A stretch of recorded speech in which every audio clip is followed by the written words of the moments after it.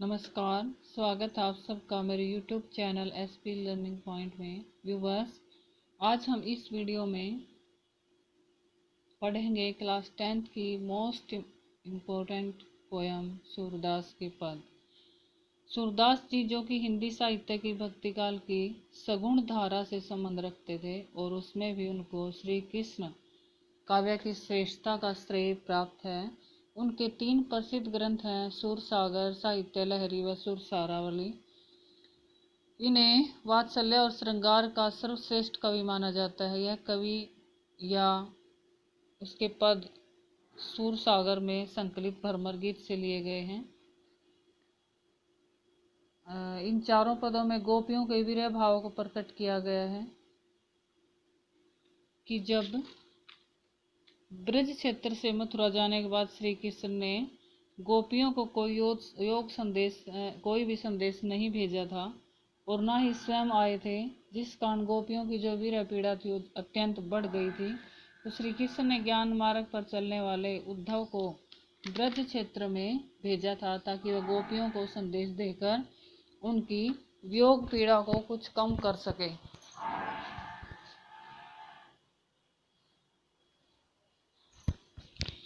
तो जब ऐसा नहीं हुआ तो उन्होंने उद्धव को भेजा ताकि उनकी योग पीड़ा को कम किया जा सके, पर उद्धव ने निर्गुण ब्रह्म योग का उपदेश देकर गोपियों की पीड़ा को घटाने के स्थान पर और अधिक बढ़ा दिया था। गोपियों को उद्धव के द्वारा दिया जाने वाला शुष्क निर्गुण संदेश बिल्कुल भी पसंद नहीं आया और उन्होंने अन्योक्ति यानी व्यंग्य के द्वारा उद्धव पर व्यंग्य बाण चलाए, यानी कुछ अन्योक्ति यानी उक्तियां कह के उद्धव पर व्यंग्य बाण छोड़े थे। सूरदास के इन भ्रमर गीतों के द्वारा निर्गुण भक्ति की पराजय और सगुण भक्ति की विजय दिखाने का सफल प्रयत्न किया गया है। तो आइए देखते हैं इसकी व्याख्या। उद्धव तुम हो अति बड़भागी, अपरस रहत सनेत गाते, नाहिन मन अनुरागी। गोपियां उद्धव को संबोधित करते हुए कहती हैं, उस पर प्रेमहीनता का व्यंग करती हुई कहती हैं कि हे उद्धव, तुम हो अति बड़भागी। बड़भागी का मतलब होता है भाग्यवान, कि तुम अति भाग्यवान हो कि अपरस रहत सनेत गाते, नाहिन मन अनुरागी। अपरस होता है नीरस या अछूता, तागा मीन्स होता है धागा जिसको बंध नहीं बोल सकते हैं। तो गोपियां कहती है उद्धव को कि तुम अति भाग्यशाली हो कि तुम प्रेम के बंधन से पूरी तरह से मुक्त हो, अनासक्त हो और तुम्हारा मन किसी के प्रेम में डूबता नहीं। यानी वो क्या कहना चाहती है उसको कि तुम अति भाग्यवान हो कि श्री कृष्ण के निकट रहकर भी तुम उनके प्रेम बंधन से पूरी तरह से मुक्त हो। कैसे मुक्त हो, आगे एग्जाम्पल देती हो। पुरीनी पात रहत जल भीतर, तारस देह न दागी। कि जिस तरह पुरीनी पात होता है कमल का पत्ता, जल के भीतर रहता है, तारस देह न दागी, कि उसकी जो देह होती है, उसका जो शरीर होता है, उस पर पानी की बूंद नहीं ठहरती है। ज्यों जल मा तेल की गागरी, बूंद न ताको लागी। और जिस तरह जल में अगर तेल की मटकी को रख दिया जाए तब भी उस पर कोई पानी की बूंद नहीं ठहरती। प्रीति नदी में पाँव न बोरियो, कि हे उद्धव, इसी प्रकार तुम भी श्री कृष्ण के निकट रहते हुए भी उनके प्रेम में नहीं डूबे और उनके प्रभाव से हमेशा मुक्त रहे। आगे कहती हैं कि प्रीति नदी में पाँव न बोरे, कि हे उद्धव, तुमने आज तक कभी भी प्रेम रूपी नदी में अपना पैर नहीं डुबोया। न दृष्टि न रूप परागी, और ना ही तुम्हारी दृष्टि किसी रूप को देखकर उसमें उलझी। सूरदास अबला हम भोरी, गुर चाटी जो पागी। लेकिन वो उद्धव को संबोधित करते हुए कहते कि हे उद्धव, परंतु हम तो भोले भाले अबलाए हैं जो अपने प्रियतम श्री कृष्ण की रूप माधुरी के प्रेम में उसी प्रकार उलझ गए हैं जैसे चींटी गुड़ पर आसक्त हो जाती है और उस पर चिपट जाती है और फिर कभी छूट नहीं पाती जब तक वो अपने प्राण त्याग नहीं देते। कि जिस प्रकार चींटियां जो है गुड़ पर चिपक जाती हैं और तब तक उसको नहीं छोड़ती जब तक वो प्राण नहीं त्याग देती, उसी प्रकार गोपियाँ कहते हैं हम भी श्री कृष्ण के प्रेम में इस तरह से आसक्त हैं, इस तरह से व्यक्त हो चुके हैं कि अब हम अपने प्राणों को देकर ही उसका प्रेम छोड़ सकते हैं। आगे देखते हैं।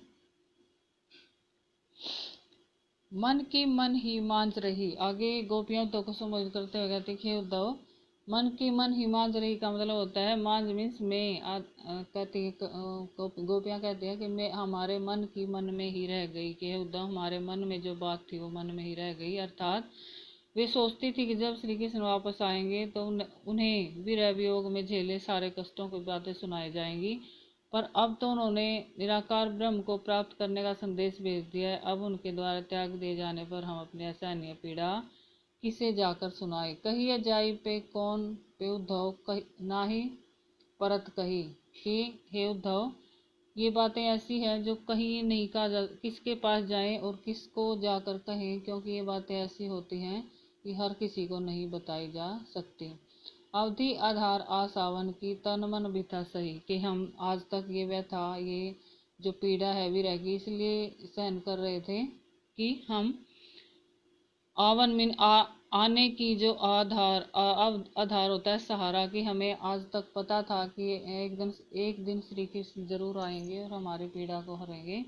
इसी आस में हमने ये तन मन की जो व्यथा थी या व्यथा थी, जो दुख था, ये हमने सहा था।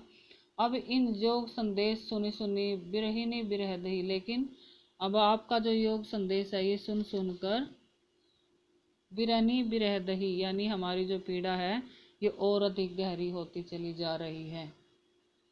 यानी हमारे जो हृदय में विरह की आग थी वो और अधिक प्रज्वलित हो चुकी है। चाहती होती गुहारी जीते थे उती पे धार वही, कि जिसकी हम गुहार लगा रहे थे, जिसकी हम आस लगा रहे थे कि जिसके आने से हमें शांति प्राप्त होती, या विरह के सागर में डूबती हुई गोपी को जहाँ से सहायता मिलने की आशा थी, जहाँ हम अपनी रक्षा के लिए पुकार करना चाहती थी, अब उसी स्थान से हमें योग रूपी संदेश मिला। उतर धार वही, यानी वहीं से हमें योग रूपी संदेश मिला, और जो हमारे प्राणों का लेने का कार्य कर रहा है। सूरदास अब धीर धरी क्यों मर्यादा न लही, गोपियां कहती हैं, सूरदास जी कहते हैं कि गोपियां उद्धव को संबोधित करते हुए कहते हैं कि हे उद्धव, तुम ही बताओ कि अब हम धैर्य धारण कैसे करें। जिन श्री कृष्ण के लिए हमने अपनी अन्य सभी मर्यादाओं को त्याग दिया, अब उन्हीं श्री कृष्ण के द्वारा हमें त्याग देने से हमारी संपूर्ण जो मर्यादा है वो नष्ट हो गई है। तीसरे पदांश में गोपियां कहती हैं कि हमने श्री कृष्ण के प्रेम को इस तरह से पकड़ा हुआ है कि जिस तरह हारिल पक्षी लकड़ी को पकड़े रहता है, यानी हम अपने प्रेम की जो तुलना है वो किसके साथ करती हैं, हारिल पक्षी के साथ। तो क्या कहती है, हमारे हरी हारिल की लकड़ी। श्री कृष्ण के प्रति अपने प्रेम की दृढ़ता को प्रकट करते हुए गोपियों ने उद्धव से कहा कि श्री कृष्ण तो हमारे लिए हारिल पक्षी की लकड़ी के समान है। अर्थात जिस प्रकार एक हारिल पक्षी अपने पंजों में लकड़ी पकड़े रहता है, वैसे ही हम भी सदा श्री कृष्ण के नाम का जो ध्यान है वो करती रहती हैं। मन कर्म वचन नंदन उर यह दृढ़ करी पकड़ी, कि हमें मन कर्म और वचन से नंद के नंदन को अपने हृदय में बसा लिया। उर मीन्स हृदय, यह दृढ़ करी पकड़ी, और इसको हम दृढ़ता से पकड़े हुए हैं, यानी इसके प्रेम को दृढ़ता से अपने हृदय में समाये हुए हैं। जागत सोवत स्वपन दिवस निशी, की जागते सोते सपन में, और दिवस यानी दिन में, निशी मीन्स रात में, कान्हा कान्हा जकरी, के हमारा मन एक ही नाम पुकारता है, कान्हा कान्हा का नाम पुकारता है। अर्थात वो कहते हैं कि हमें और कोई काम नहीं, हम सोते जागते स्वप्न देखते हुए दिन में रात में केवल कान्हा कान्हा के नाम की रट लगाते हैं। सुनत जोग लागत है सो जो करवी ककरी, और ऐसे में हे उद्धव, आपके द्वारा दिया गया योग संदेश ऐसा लगता है जैसे कड़वी ककड़ी, यानी आप जो हमें योग का संदेश दे रहे हैं ये हमें ऐसा लगता है जैसे कड़वी ककड़ी खाली हो। सू तो व्याधि हमको ले आए देह की सुनी न करी, कि हे उद्धव, आप तो इस तरह का रोग हमारे लिए ले आए हैं जिसको ना हमने कभी देखा, ना सुना और ना ही किया। व्याधि होता है रोग की, योग के संदेश के माध्यम से आपने हमें ऐसा रोग दे दिया है जिसको हमने ना देखा, ना सुना और ना ही ग्रहण किया। यह तो सुर तिन ही ले सौंपो जिनके मन चक्री। सूरदास जी कहते हैं कि गोपियां उद्धव को संबोधित करते हुए कहती हैं, व्यंग करते हुए कहती हैं कि हे उद्धव, ये जो योग का संदेश है ये उन्हीं लोगों को दो जिनके मन चक्री के, जिनके मन चंचल होते हैं, अर्थात ये हमारे लिए नहीं है। अर्थात ये योग का संदेश, ब्रह्म का संदेश ये किन लोगों के लिए होता है? जिनका मन एक जगह पर नहीं ठहरता, जिनके मन में चक्री होते हैं, अर्थात जिनका मन चंचल होता है, उन लोगों को जाकर ये योग का संदेश दो। अर्थात भावार्थ है, क्या कहना चाहती हैं गोपियाँ कि उनका जो प्रेम है श्री कृष्ण के प्रति अत्यंत गहरा था, प्रेम का भाव उनका हृदय दृढ़ और स्थिर था। श्री कृष्ण के प्रति उनकी जो चित्त वृत्ति थी उसके कारण उनको योग का संदेश जो है वो व्यर्थ लगता है, और वो ये योग का संदेश ऐसे लोगों को देने के लिए कहते हैं जिनका मन एक जगह पर नहीं ठहरता, अर्थात जिनका मन चंचल होता है। नेक्स्ट पदांश में देखते हैं, हरि है राजनीति पढ़ाई। अब गोपियाँ श्री कृष्ण के द्वारा भेजे गए योग संदेश को उनका अन्याय और अत्याचार मानते हुए आपस में कहते हैं कि हे सखी, अब तो श्री कृष्ण ने राजनीति की शिक्षा भी प्राप्त कर ली है। हरि है राजनीति पढ़ाई, अर्थात उन्होंने अब तो राजनीतिक शिक्षा भी प्राप्त कर ली है। समझी बात कहत मधुकर के समाचार सब पाए, कि वे राजनीति में इस तरह से निपुण हो गए हैं कि ये जो उद्धव या भंवरा जो हमें कह रहा है, क्या तुम्हें ये बात समझ में आई? क्या तुम्हें यह समाचार प्राप्त हुआ? समझी बात कह तुम मधुकर के, यानी उद्धव के द्वारा या इन भंवरे के द्वारा जो हमें योग का संदेश दिया गया, जो बात बताई गई, क्या तुम्हें वह समाचार प्राप्त हो चुका है?